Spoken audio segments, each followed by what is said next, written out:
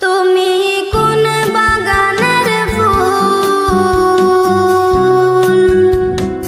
তুমি কোন বাগানের ফুল রে আমার ইসলাম ধর্মের মূল। সকল নবী হইতে শ্রেষ্ঠ আখেরি রাসূল, তুমি কোন বাগানের ফুল, তুমি কোন বাগানের ফুল, তুমি কোন বাগানের ফুল রে আমার ইসলাম ধর্মের মূল। সকল